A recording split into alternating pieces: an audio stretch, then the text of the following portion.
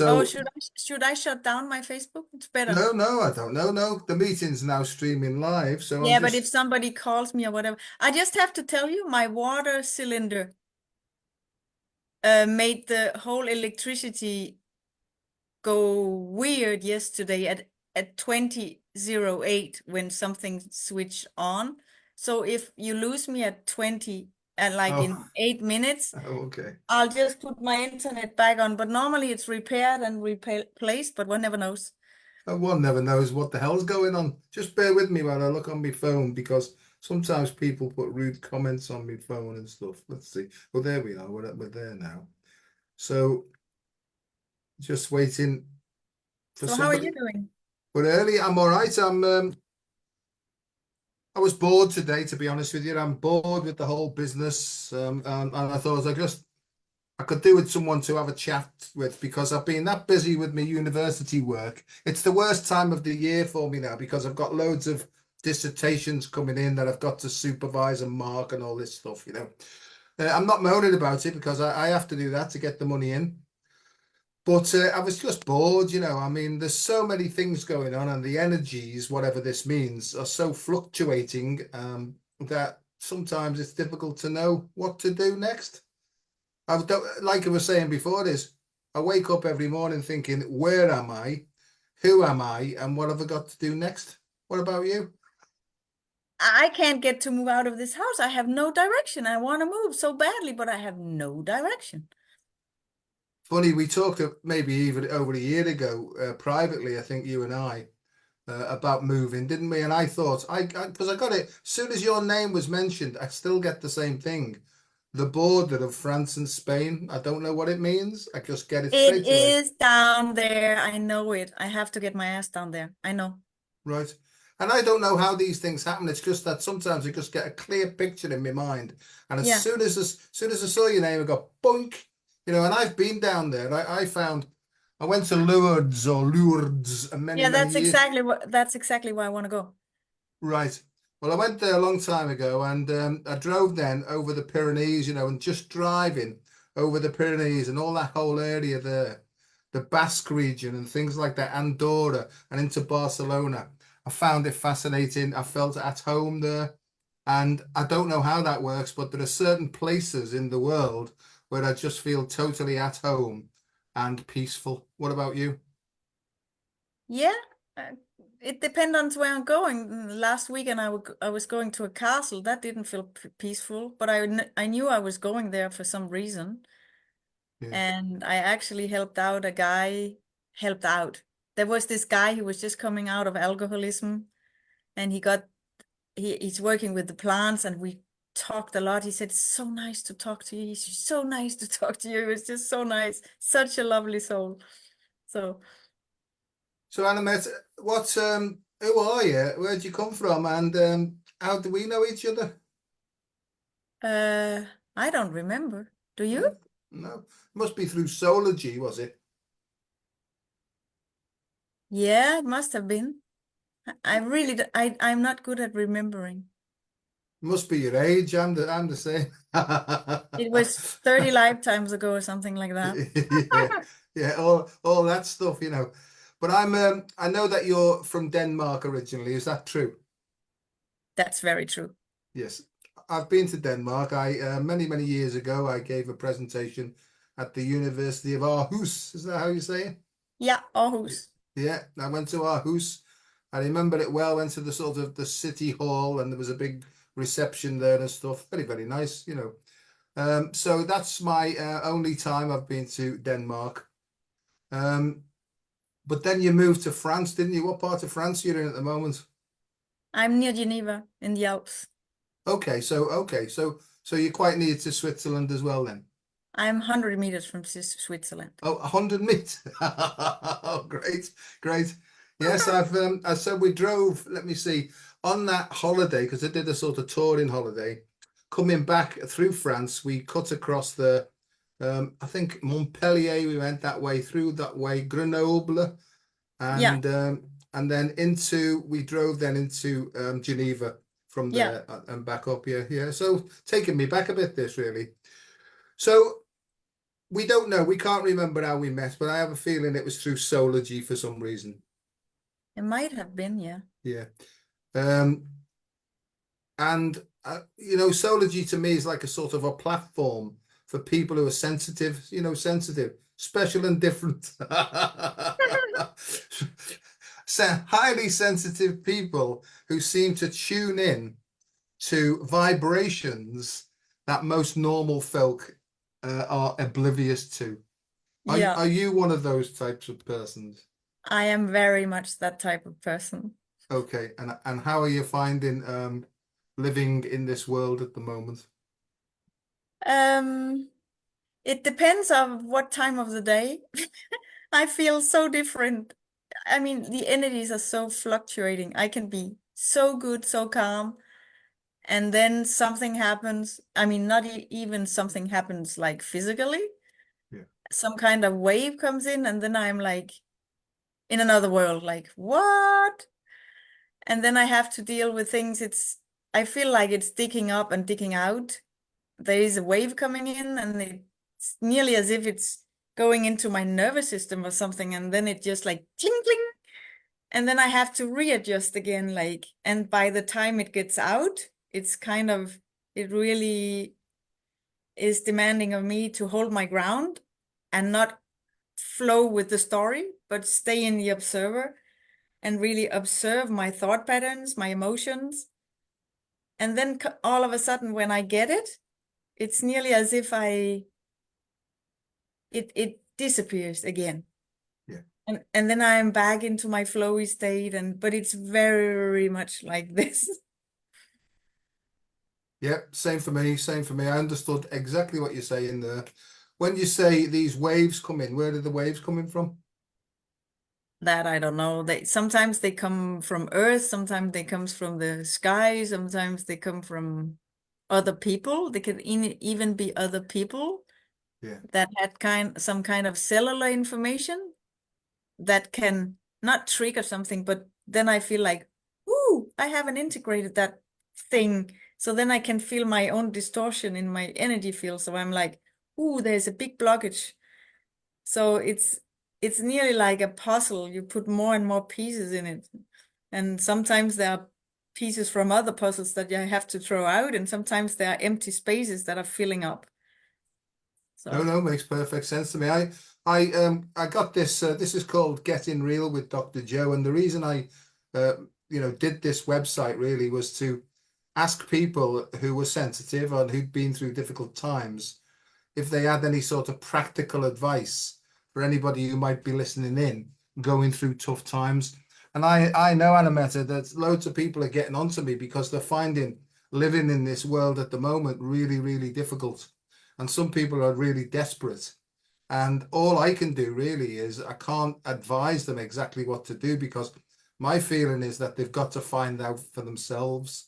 But I can sort of just share what I've been through, and as I say, is help people to get back to where their own innate intelligence is. And I believe it's here. It's here metaphorically. It's in this part.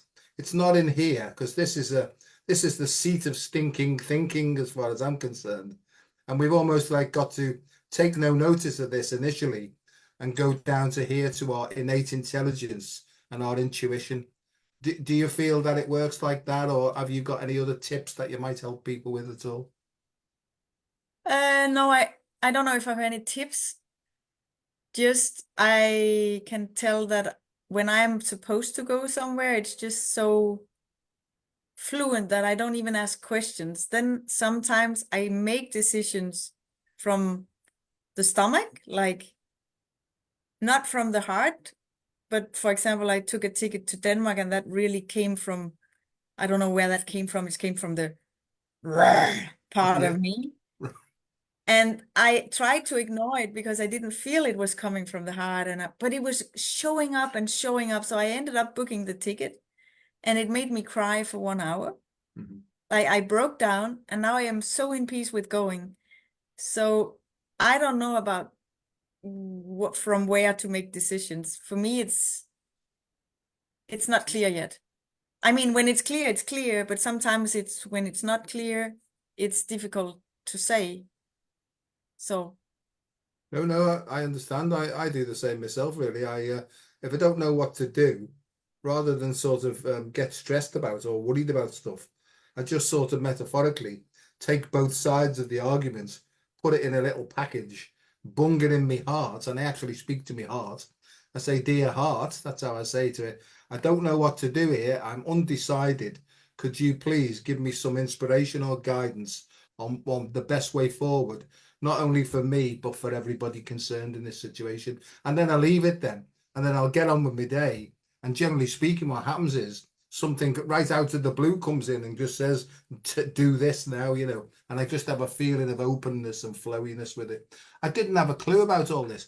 All I knew was that when I was stressed and tense, because I've always, as far as I can remember, I've always been emotionally disturbed for one reason or another. And the only thing that temporarily quietened that disturbance was to get drunk as a skunk. So that's what I used to do is I used to drink. And for a while I could take a certain amount of drink that helped me to feel normal or to fit in normally. But then the drink got hold of me. I needed more of it to get the calm feeling. And then all was lost then, really. But it's been 32 years now since I've had any sort of drink or any other mind-altering substances to change my emotional state. And I think and I feel that for me, it's got to be done naturally. So I went on a bit there, but do you take any substances at all you don't have to tell me, to I don't take quieten? anything. My body is too sensitive. Yeah. I can't take any. I mean, even as a child, if I drank Coca-Cola, I went nuts. If I drank a coffee, I was like this. If I drank a half glass of wine, I I was gone. My body can't deal with it. So Well, mine neither really. Just I even find now I'm so sensitive to any chemical sort of toxicity that even if I go to the supermarket, when I get close to the yeah, detergent aisle and all the yeah. yeah, what Mm-mm. happens to me is my nose starts to flow. I get a grip in my throat and I feel terrible and I become de-energized. And I think that's my body or spirit's way, let's call it spirit, or my intuition's way of guiding me to try and be as clean as possible, really. I had that as a child too when we went to the supermarket with my mom. I can't stand that aisle. I don't go. So no, Well, no I way. think in 2011, I got this I woke up with this really powerful train of thought. And it said to me, you need to start telling people about how to clean up their act and explain to them about the great shift in consciousness. And so I replied to that by, "I've got no idea what you're talking about." Right. And I get this feeling, this is how it works with me. We're going to guide you now, right, to try and explain to people what's going on your lovely planet and now how they can get more healthy, more clean up their own act, take responsibility for the choices, and help other people to do the same thing. And I said, "Well, that's very kind of you. Off you go then." And within 6 months, I was traveling around the country talking about this great shift in consciousness. And you know how it works, Anne-Mette. How it works is you get the info first and you think, "I've got no idea what this is about." So you just have to sort of express it and then it starts to make sense. What do you think about that, Ben? Yeah, I think it's important to listen, but I don't receive in words. I receive in, I don't even know how to call it. It's just like, I don't know. For example, I was scrolling down Facebook and there was this ca castle, a lady that was looking for woofing for a weekend, and I just felt I should go. I didn't even think. So sometimes it's so direct that my brain, I just knew I had to go. So I went and I had the best weekend in a long time. But to get back to what you said about the emotions, I feel when the emotions are coming up in me, I just realized that right now while talking with you. It's if I can get emotional, it's mostly that I have received some kind of input or information from the external, and it's unconscious. And it's still my inner child have not learned to deal with those, and my adult haven't either. So I'm not yet so peaceful that they just go through. It's nearly as if the sensitive child in me, when I receive something and I can't decipher, or I can't there's no interpretation, then it's like it's getting blocked and buggers are going on in the nervous system. It's my whole system gets like a knot. But I haven't found out yet how to really just let them flow. I haven't gotten to that yet. It takes a lot of work, so to say, breath work or grounding, or even get the brain off it. Like as soon as the brain gets into it and starts like trying to figure out, doesn't work. So it's every time that emotional brain thing comes in, it creates a lot of havoc in the body. So the best is to like just go out and radiate. It's all that old emotion thought, it's tiring. And I'm not so sure anymore that I should go in and understand and look at it and say, hey, little child, you're afraid, I hear you, blah, blah. It's nearly as if you don't have time for that anymore. Yeah. It's I understand perfectly. I'm in a position now, honestly, where if I feel a grip or anything, a tension in my body, I just basically breathe it away now. I don't go in to say and sit down and make space and sit down and analyze what's going on. I've got no time for that. no, I'm too busy with work anyway, but also I realize it's a trap. Somebody said to me once is don't entertain or don't talk with the devil because you'll never win. Right. And that to me is the head. If the head's sending in information, and primarily I think that was its job. It was to go out and look for solutions. But I think what's happened over time is it's sort of ambushed things. They call it that sort of tension state is a perceived threat, and it's called the amygdala hijack, and it's about, as you said perfectly, it's the emotional part of our brain, like the little child who's perceived the threat and therefore has gone into contraction. And as yeah. you also said about the head and the head can't come up with a sufficient answer. So I agree entirely. Over the years, I'm letting go more and more and more of the analysis of things and just trying to keep focusing on keeping my heart open, allowing it to flow and allowing it to guide me to do more and more stuff that I enjoy, you know. So that's where I'm up to. You're saying it in different words than me, but I think that we're practicing the same sort of techniques as well, really. And also stay very simple. I teach in an online school in Denmark for children that can't fit into the normal system. So it's very small classes.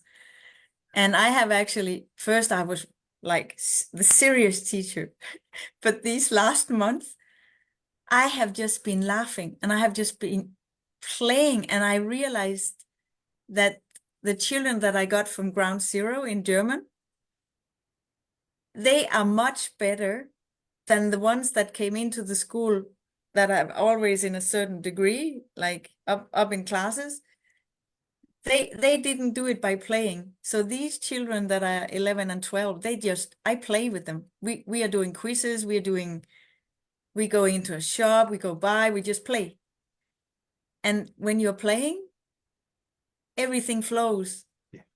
And yeah, I just realized that the best teacher is not the serious one. I agree, and I've because I've done a lot of teacher training and stuff. I used to think that was the way forward because I was in working in the hospitals. I was in a responsible position. I had to be serious and stuff like that, and it was causing me stress all the time. Yeah, And I exactly. know now that the solution, one of the big parts of the solution to this miserable world that we live in, is lightheartedness. And now when I'm working in hospitals or in medicine, I just take the piss all the time. Basically, I'm just there to sort of crack a few jokes and enjoy myself. And it seems to go much better. And when I'm working with patients now, I just tell them a little joke and talk about ordinary everyday things. And they seem to trust me much more quickly then. Because I know some of my colleagues, people sit down, they give them a whole, if you don't do this, you're going to end up on kidney dialysis. If you don't do this, you're going to end up with this, that, and the other. That just makes people more and more afraid, really. and it probably Yeah. has the opposite effect of what they need. So yeah, that's what I try and do. I try and help people just to feel a bit better. I just get a sense of what they need to talk about. The biggest thing that I do with people is, because I deal with a lot of people who've got type 2 diabetes. The first 2 sessions, we hardly ever talk about their diabetes. I say to them that if there's something playing on the mind, they need to get it off the chest, you know. And we end up, I say to them, you know, when you put your head on the pillow at night, what's the thing that's constantly going round in your head? And I feel that if they can offload a little bit of that, what seems to happen is it creates a bit more space so that they can trust you then. And then almost like when they're leaving, I'll say to them, oh, by the way, have you considered doing any exercise or something like that, you know? I've got no idea what I'm talking about here. I don't have a plan, you know, I just sort of open up and see what comes out. Yeah, but it's beautiful because it's all about touching the human part of people. It doesn't have to be complicated. It can just be like a nice gesture. Like, for example, is your diabetes, how do you feel about it? Does it stress you? Is like really trying to get to know the person, like being empathic with people. And I don't know, I have come so close to people lately just because I just say I don't filter anymore. I'm not like in a role or anything. I'm just me. So I'm just going out with my love and my kindness and my goofiness and just seem to be contagious somehow. So No, I'm the same. I'm the same. I'm like an imposter, me, you know. I feel like a deep fake imposter most of the time, thinking, what the, you know, because people say to me, you know, you've got all these qualifications, you must be very clever. And most of the time, I've got no idea what's going on. I feel thick most of the time, you know. Sometimes words come out of my mouth and I think, ooh, wonder where that came from, you know.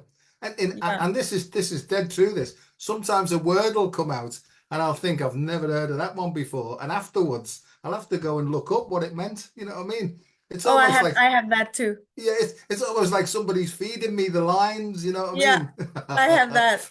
And I couldn't care less whether it's coming from the Pleiades, Arcturus, right, Andromeda, or anything else. As long as it makes somebody smile and they feel a bit better, I think that's part of my job, really. Having said that, though, there are some people I work with, and they sort of get a bit of a slap with love as well. You know, it's almost to put them back into line, really. So Yeah. sometimes there's fearful children, and sometimes there's like arrogant professors, and it's sort of it's like a dance sometimes, where you've got to almost say, well, they think that they're doing this, and I say to them, how's that working for you? And that's what had to happen to me. I thought I knew a lot of the answers, Anne-Mette, and I worked with somebody who just cut through all that, and he made me see how misdirected my thinking was, really. And I'm very grateful to that man, although I wanted to stab him in the head every time he sort of worked with me. You know what I mean? Yeah, I have that too. When somebody is like pushing the truth, I want to punch them like from the inside, like, ugh! Yeah. Because they are so spot on. Like, I think we really? need that. I think we need that as well. I mean, I'm quite convinced that most of the time I'm still deluded in lots of areas, and I don't care really, because I've got people who love me enough to just cut through and give it to me straight. They can be objective about my subjectivity, and I can't generally. The solutions I always come with are for my benefit. So I need somebody outside of myself who can say, have you considered this? And I know when they're telling the truth, because I get that grip in my gut and I think, uh-oh, Exactly. I better look at that then. But you said something before, so people, I've heard people say, and I've done it myself, people say, go with your gut. I went with my gut and put 3 stone in weight on. Oh, yeah. So I think if you get a gut instinct, it's almost like your sort of internal operating system say, hang on a second, you just need to stop. And then what I tend to do is, rather than let that go from me gut into me head, because that causes me lots of problem, is allow it to almost like transform through me heart now. I'm not exactly sure exactly how the mechanism works, but I know what it feels like. you know. Mhm. And as you know, I mean, part of my job is to help people to reconnect with how they're breathing and how their heart works, really. I And there's, do the breathing work that you have taught. I do it every day now. oh, good. And is it working for you? Yeah, I do it in the morning before I go up, and I do it in night before I go to sleep. Good, And that's if good. I don't do it, I don't feel that I'm honoring myself. Oh, well, that's good, and it's almost, well, I'm glad I'm helping somebody. You know, just send the money via PayPal if you like. But but no, it was shown simply to me. It's so simple that it's right under our nose, isn't it? The answer's there from But there to there. it's not easy to do it when you're triggered. No, of That I course can it's not. I But have tried. I Sometimes I manage, but sometimes my ego doesn't want to release the story, and you can't. It's actually fun because you can't be in your story and breathe peacefully at the same time. It's one or the other. exactly, and I think breathing. I mean, apparently Buddha, you know, Buddha, he was like a calm, cool, and collected type fella. His student said to him, "Hey, bud," you know, because they were like friends. He said, "Is there any sort of fast track here for feeling, you know, to have peace of mind?" And the Buddha is supposed to have said, "Yes, just become aware of your breathing." And that's basically what my PhD was about. 7 years studying how different breathing methods, you know, including Tai Chi, Qigong, swimming, running, all those things, how they affected the way we breathe, but how our breathing intricately connects the way that our brain works as well. So what I'm trying to help people with now is to become aware of their breathing and to breathe in a certain way that basically helps their heads to calm down so that they can see things much more clearly, you know. And it's, you know, as you've said, it's so simple, but I just get people to put their hands on their heart like that and just imagine that they're just breathing a nice, caring, gentle feeling, you know, a loving type feeling for themselves. And as they feel this at the level of the heart, to imagine they're breathing in from the palm of their hands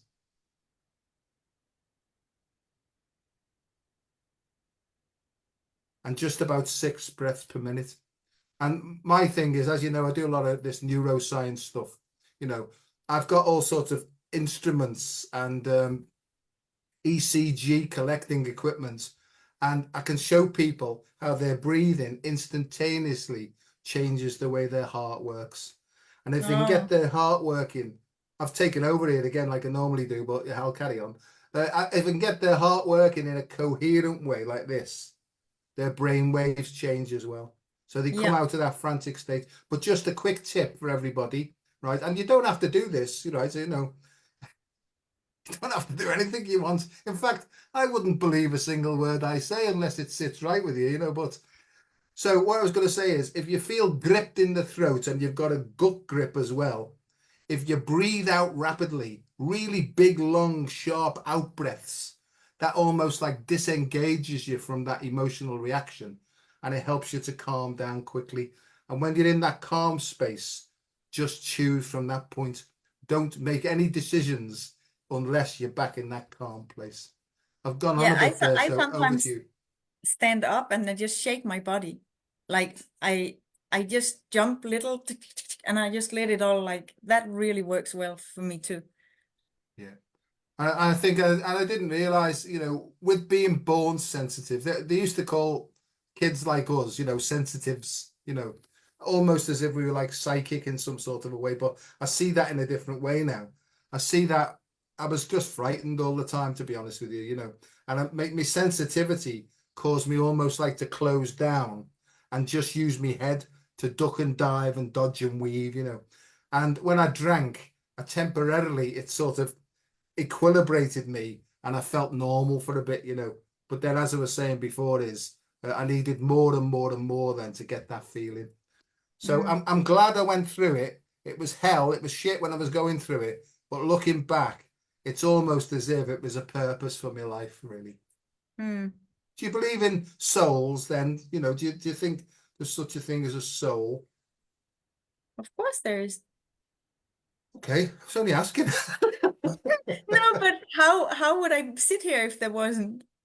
Yeah, true. But you know, some people have different ways of explaining things. I do too. I feel, you know, soulful most of the time. And I think that the soul, I've called it the source of unconditional love. But the way I feel about it is it's not in a religious way of any sort. It's just a deeper feeling within me, really. And Mm, that's the thing that I try and link into. And I almost ask my soul, what's the best way to go forward here? I mean, I'm not a holy, I'm not a holy person in any shape or form, you know. But I sort of went down the religious route. At the age of 11, I was sent away to train to start my priesthood training. And what they used to do then, there was almost like 12 or 13 years of being indoctrinated with religious stuff, you know. And I only lasted 18 months because I was missing my mum all the time. So I can see looking back, it's almost like I was pulled out of that, right, and saved from a fate worse than death, you know. But yeah, I do believe that there's deeper parts of us, call it what you like. But I think that the soul is basically the seat of my innate intelligence, really. And if I get stuck, I sort of energetically connect with that and just say, I really don't know what to do if you could help me. And as I say, for the last 32 years, it's helped me in all sorts of ways. It hasn't been easy, but it's been very worthwhile. There's the light. The lights have gone off, is there? no, it's the sun. It's All beautiful. right. It just came out through the clouds. So Have you ever tried? I have this one very nice friend. Sometimes I'm in her house when she's away, and every time I'm in her house, when I wake up in the morning, I'm being breathed by the whole house, by the whole. I don't know what's up at her house, but that whole feeling. I have sometimes the same feeling when I'm at the sea because the sea does it automatically, yeah, but I have it at her house. And it's nearly as if I'm being breathed because when I breathe 1, 2, 3, 4, and it's me deciding about the 1, 2, 3, 4. yeah. But when I wake up in her house, it's nearly as if I'm being breathed. I can't explain it. It's I know exactly what you mean. It's yeah, it's like allowing the breath to breathe us. And I yeah, think that yeah, exactly. and I do a meditation where I sit at the bottom and I go inside Mount Everest and I sit in Mount Everest. And as I just relax, it's almost like I'm breathing the whole of Mount Everest in and out, you know, and it gives me a sort of strong feeling. It's almost like you dissolve, isn't it? You dissolve into this into Hologram. everythingness. Yeah, Yeah. exactly. Well, I think that that's being in the flow. I think that's being unobstructed and just going with the flow. And I do believe in that state, we get directly fed with clear information from our intuition. You know, I call that acting upon information received. But most of my life, I was receiving information from here, but really the solution really is to be found in here. You know, Yeah, for sure. so you're a bit of a painter, aren't you? A bit of an artist type person. Yeah, I love painting. I, but it's not, yeah, it's painting, but I have, since I was a child, I have always been looking up to people that were drawing, and I have never dared. It took me so many emotions to draw something. Either I would do it like the exact copy, and it would be so truthful to everything, but it took ages, and it was not my own expression. It was just copying. And then during COVID, Elena, my daughter, she really wanted to draw with me. And I had so many emotions coming up. Like it was so violent. She was just looking at me, why are you reacting like that? And then I painted abstract paintings. But then I was like, it should get more structured. I should really get into God's creation, like here on earth. And then I had this canvas that I had had for 2 years, and I knew that I had to be a giraffe on it, but I never dared. I never dared. And then all of a sudden, in the beginning of this year, I just started, and I was so panicked. And then I was sitting there, and all of a sudden said, "Listen, I don't know how to do that. Giraffe, you tell me how you want to be." And then everything went smoothly. Not smoothly because there was a lot of things still, but then it was easier. No, it's So great. I put that picture up as you saw on our sort of advertisement for our talk.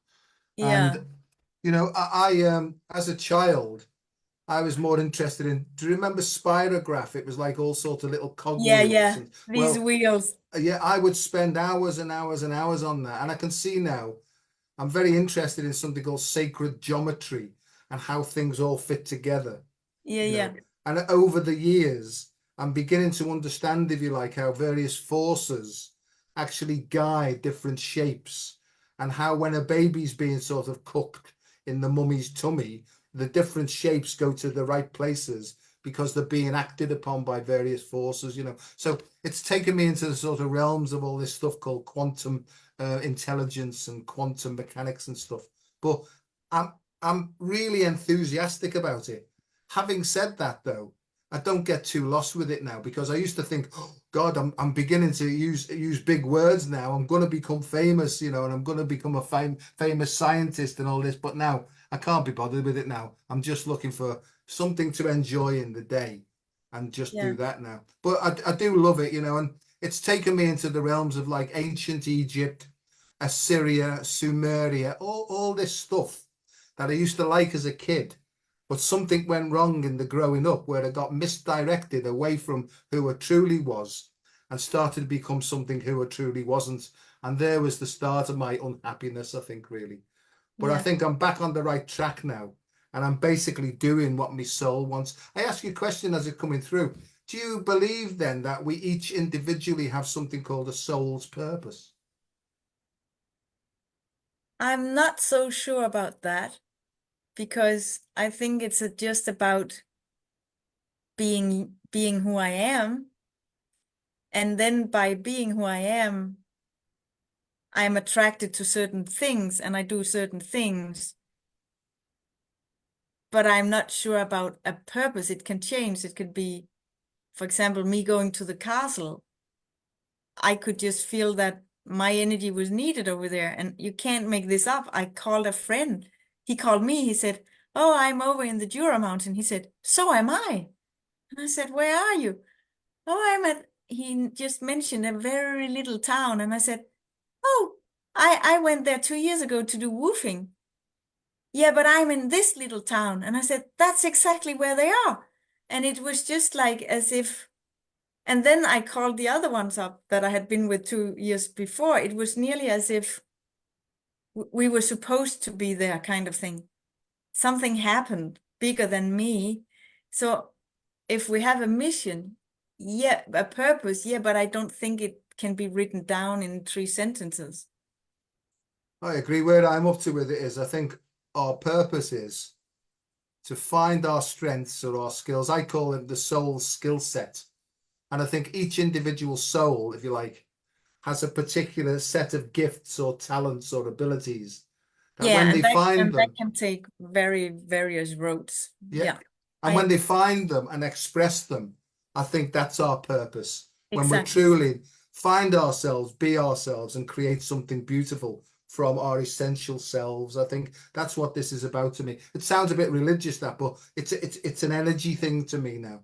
You know, it's an energetic thing. And when I'm not thinking about what to do, but I'm just sort of naturally going with it, I feel alive, I feel open, I feel flowing. And Yeah. I think that's what it's all about, really. I'm going to ask you a hard question now. Oh, Have you heard of these things like called star children? Do you believe that there's children coming in now being born who've got certain information that us adults need to listen to in order to make the world a better place? What do you think about that then? I never thought about that. But what Okay. comes to me is that I think every child is here with new information. It can't be otherwise. They are all here to build the new world. They're not here to fit into the old. I They they can really wake you up, like if you don't stuff them down, they are the masters. Yeah, couldn't have put it better myself. I think I can see now clearly how it's almost like a setup where in my generation, if you like, in the 50s and 1950s and 1960s, you know, it was basically shut up, sit down, and do exactly what we tell you, you know. Yeah, And we were terrified, you know. I was terrified of authority, anybody in a suit or a uniform, I would be terrified. If the Catholic priest came round, we got told to sit in the corner and not speak till they'd gone, you know. So it was very, very disciplined and quite Yeah. tough, actually. And I can see that because I didn't want to upset my mother, especially, but both my parents, I basically followed their rules. And I can see that when I got the drink, something released in me and it sort of gave me a touch of what it was like to be free. But when I Yeah. didn't have any drink, it's almost like this sort of prison thing came back on me, you know. So I agree entirely with you. I think that the whole of the educational system, and I think this is happening with all systems, everything seems to be collapsing. And I think it needs to, and there's a reason. I can see globally, there's like a disintegration going on of all the systems. Because if we just look out there and see what's going on, something's been almost like upside down and back to front. And I honestly feel that I'm on my soapbox now, but I honestly feel that it starts really, well, it's all about love to me. I think it's all about love. I think at the moment of conception, that's all about love. Bringing the baby up when the mum's out carrying the baby, that's all about love. And really, it's all about love and respect. But it's all about freedom. Christ, I better hand over to you because I can feel like I'm on one. But, you know, what do you think? I think the way I brought in my daughter was I had her name before she was conceived. I all of a sudden heard her first name that I never heard of. And then I decided to not vaccinate her. She was born at home. I put her in a Waldorf school to like not put her in the French system. But then when she got older, she came into the system and now she's finishing and she's so tired of it. She's in Denmark to finish her. She went into a Danish online school because she couldn't stand the Waldorf school. She got an old-fashioned teacher. And the day he came in, she got so angry. She said, "Mom, he's manipulating all the time. I can't stand it."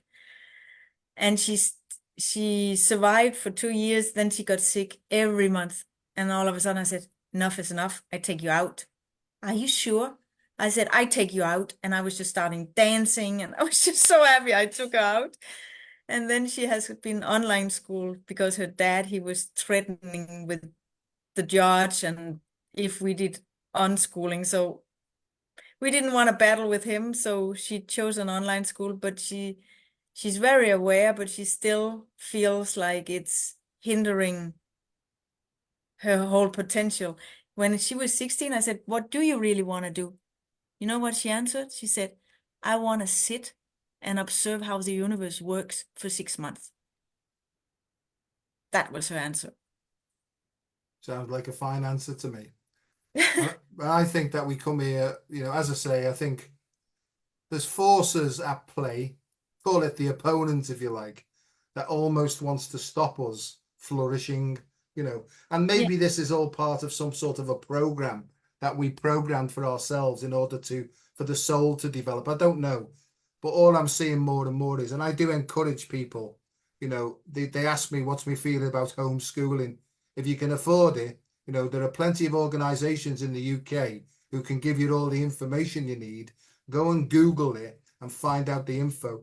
Also, other things as well as like Earth schools, and you know, I have a friend who's got somewhere place called Conquers Earth School, you know, and she's Mhm. helping children now to basically work with nature. I think it's very simple to me now. It's like, is it artificial or is it natural? Right. And if you Yeah, look at the organic. world now, if you look at the world, it's based everything is like a simulation, it's pretentious and it's artificial. And I think that's why we're in the mess we're in, because we've been very subtly misdirected away from who we really are in order to become sort of a standard clone, you know. But I think people are beginning to see much more clearly now, you know. And other things as well is, I think there's a word I like, it's called sovereignty. And basically to me, sovereignty just means allowed to make your own choices, but accepting the responsibility for those choices as well, you know. And I think that's what this is all about at the moment, what's going on. You know, in But, the but UK at the moment, it's like lunacy. It's complete and utter lunacy, you know, where when politicians don't get their own way, they try and sort of put more and more and more pressure on people by terrorizing them, really. And that's what it feels like to me in the UK at the moment. I'm not normally political like this, but I can just feel it spewing out at the moment. Yeah, I can also, what makes me really not sad, yeah, kind of sad, but not really sad, but the students I have in the online school, they are so, either they are highly intelligent, like really over intelligent, like very, or they are on medication, or they're very slow, or they get, and there's this one little student, when I come on before and he's on before, he always tells me how he feels. And he's on medication. He says it numbs me out. I have lost 4 kilos. I can't eat anything. Don't have any taste anymore. And you can really feel, I would rather want to sit with them and really hold space for them than to teach. Yeah. So I try to do my very best to teach German and try to put some interesting things in, but I would rather sit with them and say, who do you think you are? How do you think the world works? But I can't do that. And it's really kind of frustrating. But then at the same time, I think perhaps they capture it on a cellular level, kind of. So, Oh, no, no, I agree. I mean, I think sowing seeds, allowing time for the seeds to grow and stuff like that. Well, I think our job is really like they used to do in ancient Tibet, right? They used to watch where the sort of child would grow and what his interests were and what was his natural innate tendencies. And they basically used to guide them in that direction, really. But we don't do that now. I mean, I think also in medicine, all this other stuff. A big thing, I've got loads of big things, but one of my big things is I think that we're all chemically toxic, and for yeah. years and years and years, we've been plied with chemical substances under the banner of health, So it's almost like we're chemically toxic and we're given chemicals, right, to so-called help us, right, but actually make us more sick. And where I'm up to is in my medical stuff is I'm looking at the causes of irritation, which over time lead to inflammation. The inflammation then causes all the cells in the body to react because they're trying to protect themselves. And that causes all sorts of other problems. And then generally speaking, what happens is we go to the doctor or the medical authorities and they give us more chemicals to almost like just treat the symptoms, but don't get down to the root. See, I'm on one tonight. I No, was but looking. it's so true. I don't take any chemicals or anything because my body throws them up again. But it's for me, here where I live in a toxic environment, and I'm asking myself over and over, why the fuck? Sorry, do I? Why do I stay here? Yeah. I mean, they in on behind these walls, they drink, they smoke, but they're in the heart. They're very nice people. On the other side, there's this lady with so much trauma that she's screaming at her kids 24 hours a day. Like, and I can hear everything and I'm so sensible. I'm like, why don't I stand up for myself and leave? Why? And then people say, yeah, perhaps you have still things to learn from her. She's just an like a mirror for something inside you. Yeah, okay. But who would stay in a burning house till they burn down and die?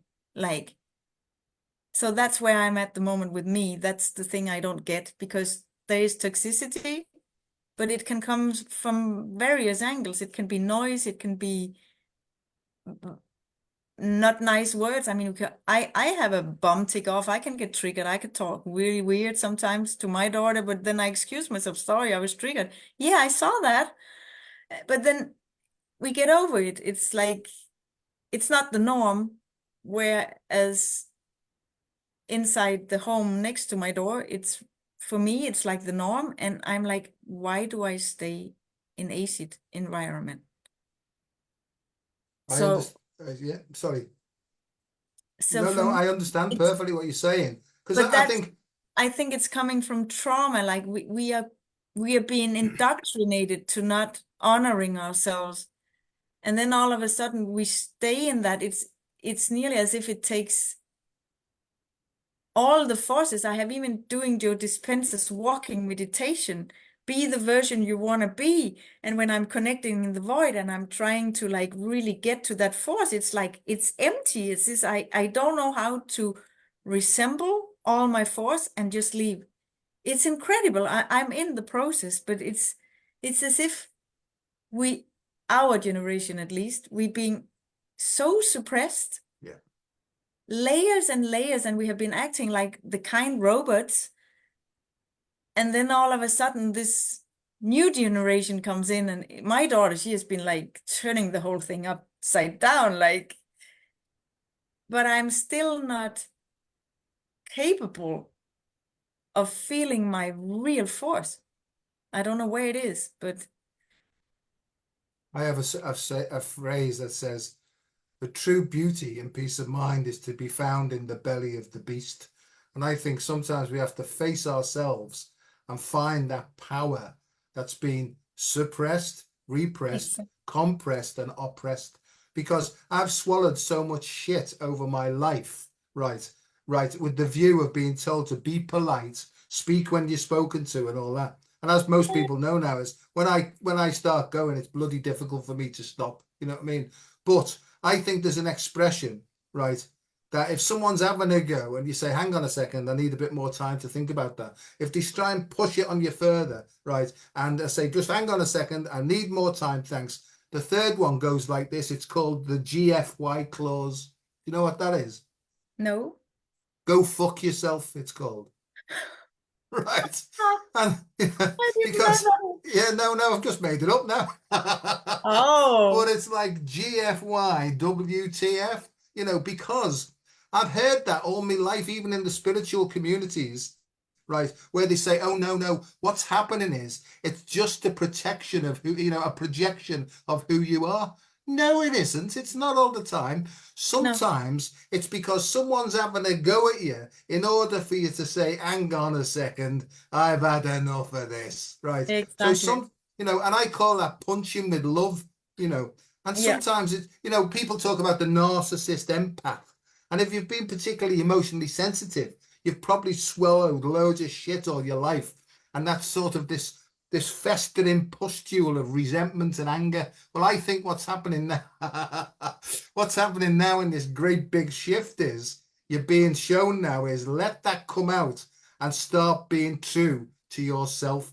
And I really think that understanding self-care leads you to understanding caring for others. Before that, it's all pretentiousness, really. Hey, we're on one now. You see, look what you've done to me. You've brought this devil out of me. Yeah, but it's you said what should we call the session? I said the roar of the lion. But So it's good, and I agree. And I think also there's lots of things going on in the world. For my work, I'm a senior medical research fellow, and what I do is I analyze medical research that goes on everywhere across the planet, and I teach people to look at both sides of the story and not to make a decision until they've got enough evidence from both sides. Then they can weigh it up, and then on the strength of that evidence, they can make a decision for themselves. So I really help people not to be cajoled or forced into something that they don't want to do. But in the end, the individual must choose for themselves. But in my view, they must make sure they go and do the research to the fullest amount possible. So there's all sorts of stuff being sprayed into the atmosphere. They told us it wasn't happening, but we know that it's been going on for a long, long time. So there's one thing to look at. The other thing is I do a lot of wild water swimming, and there's so much shit and excrement being pumped into the water now. That's another way. The shit they've got in our foods. Look, I'm on one. I've never been like this for ages, but the shit that's in our foods, we have to be so careful with what we're putting in our mouths, right? And what we're drinking as well, and we filter our water, right, many, many times to make sure it's as clear as anything. So I think that's what this means is clean up your own act, help other people to clean their act up, and then clean the world up. And I think that's the way that we're going, really. What do you think about yeah, that then? I'll tell a joke in a minute, but there we go. I think there is that, but I also think we can really influence the matter the other way around. Like, when I was over at the castle last weekend, there was this plant guy. He was totally as crazy with plants as I am. And we were putting seeds in the soil, and he called me back this morning. He said, I have to tell you, the seeds you put in, they went up in 48 hours. I have never seen that. So I was like, okay, because I was really present. So I think our presence and our energy field, it goes both ways. Like, okay, you can have a toxic food. I don't buy toxic foods, but you can influence your water. I don't know if you could get the chemicals off it, but you can. I think we are much more powerful than we think. We are just so caught up in paying the bills and all that stuff we have to deal with in the day life as humans that I sometimes get off where is the real focus. Yeah. No, I agree. I agree. I think at the root of this, at the source, I think that there's a primal vibration that can take care of everything. And I think the longer we sit and the longer we drop into that, right, the more that the power of that healing energy builds up. And it can almost like from the deep insides, it can send radiating and healing energy out. So I agree with you. But I think that we've got to basically look at what we're doing on the outside and also what we're doing on the inside, Yeah, and it's both. allowing that flow in and out and back to front, up and down. I think there's got to be a balance really. And that's where I'm Yeah. up to now is it's all, to me, it's all about realignment of all these various sort of energetic influences. But there's also a part where the human can be very lazy. I have observed with myself, like, uh, I can take my car, do the groceries. It's 6 kilometers each way. And lately it has been, no, I take my bike. Yeah. And I can go the first 2 kilometers, I can feel so stuck, like, oh, I'll never get there. But then I'm flying in there and flying home again. Like it's, there is a kind of inertia going on. And I think the Facebook, all these things that are going around, like the things in the sky, I think they can really numb us down, like without us knowing it. It takes sometimes so much effort to get into that state. It's nearly as if you don't stay conscious, you can get sucked up into it, like as if it's some kind of thing around, like you can capture it from your neighbors, you can capture it from in the supermarket. If you're not like in your own breathing bubble, I feel it takes a lot more effort. No, not when you're there. Once you're there, it's good. It's no effort.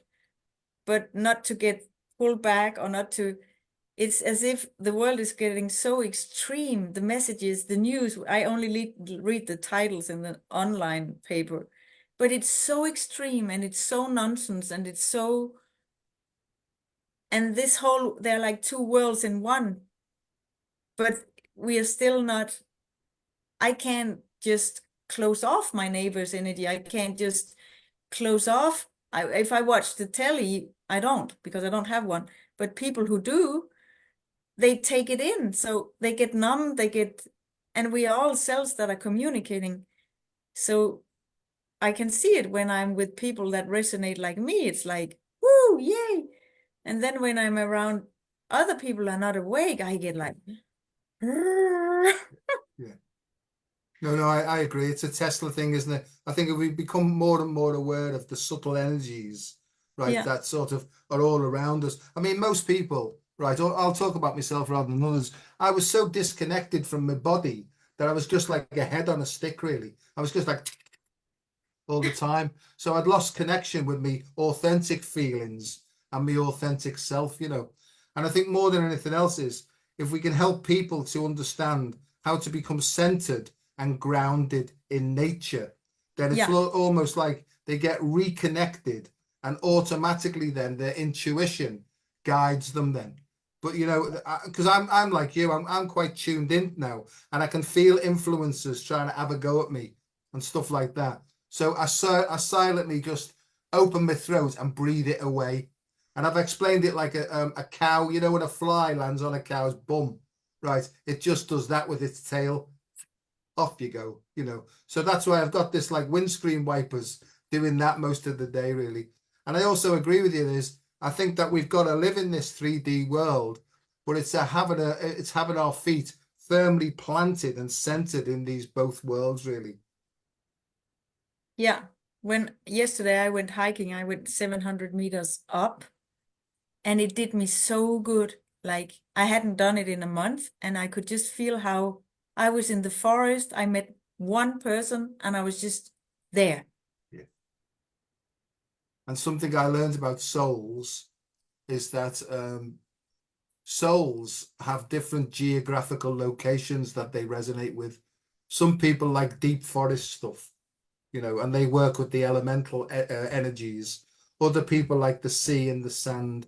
Other people like mountainous regions, you know. It's almost like you need to find this sort of the area where your soul feels most at home, you know. And there's no doubt about it, for me, it's ocean, it's sand, it's almost like a bluegrass type environment. Because when I'm in that environment, like you said before, it almost starts to breathe me, you know. I So I love go, the ocean. I yeah, really do. But I'm not at the ocean. I'm in the mountains. yeah, yeah. So it's finding and being honest with that this is what appeals to me, you know. Darling, we've come to time. I've got no idea. I have to play this back and see what we've been talking about. But thank you so much for jumping in. Yeah, Um, you're welcome. And thanks to you. oh no, I'm glad that we've had this chat. Maybe further down the line, we can do it again. But I've not been doing so many videos or podcasts or whatever the hell they're called because I'm just overloaded with my academic work. But I will be back, and we'll see where we go from there. So thanks once again, and thanks everybody for listening. And hang loose, but keep your feet on the ground. Anne-Mette, thank you very much indeed. Much love, Joe. Big hug. Bye, Bye. love. Bye, darling. Thank you. Bye, everyone.